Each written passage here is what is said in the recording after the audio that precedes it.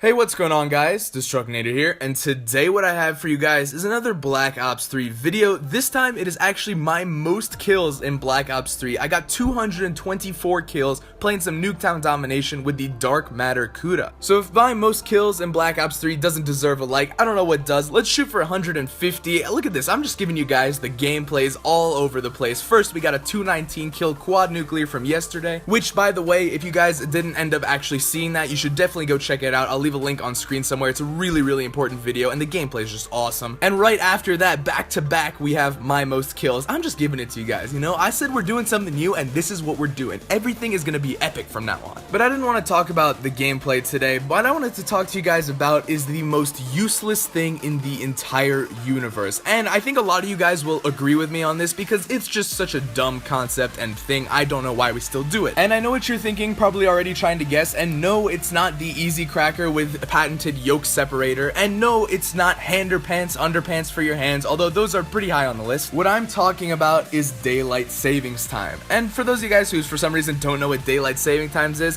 you know, it's the whole spring forward, fall back thing where basically we push the clock forward 1 hour in the spring, and then in the fall we pull it back 1 hour. And the reason I bring this up is because in the US we had our daylight savings time jump forward, the spring forward, on March 13th, so 2 weeks ago. So we lost an hour of sleep because it happens at like 2 a.m. It goes to 3 a.m. Really sucks. I love sleep, so anything that takes that away from me sucks. But that's not where it stops. As you guys probably heard, I'm on vacation right now in Europe, visiting some family, skiing, that kind of thing. And Europe just had their daylight savings time spring forward 2 weeks after the US last night. So I lost another hour of sleep. I had to go through this shit twice in 1 year. And like I said, anything that costs me sleep really pisses me off. So I decided to do a little bit of digging and see what daylight savings time really is all about. So after doing a little bit of research, it turns out that it's actually a really new concept. It was proposed in 1895 by George Hudson from New Zealand. And as we all know, New Zealand is one of the most invention-rich countries on the planet. I mean, we're talking about the place that invented an improved sheep shearing technique, as well as the revolutionary continuous fermentation of brewing. And how could I forget the operating systems for paintball guns and the easy-yo do-it-yourself yogurt maker? These are ideas that changed the world. New Zealand is the place to find this kind of stuff, so we're already off on a good foot here. And if you think that's bad, it gets worse. The first nationwide implementation of daylight savings time was done by Germany and Austria-Hungary in 1916. The last time before that Germany and Austria-Hungary partnered together on something, we had a world war. So let's recap really quickly. We have an invention by the sheep people used by the axis of evil.